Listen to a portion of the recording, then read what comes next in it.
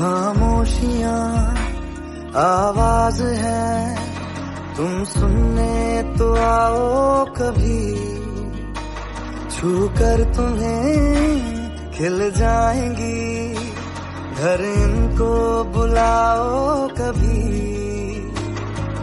बेकरार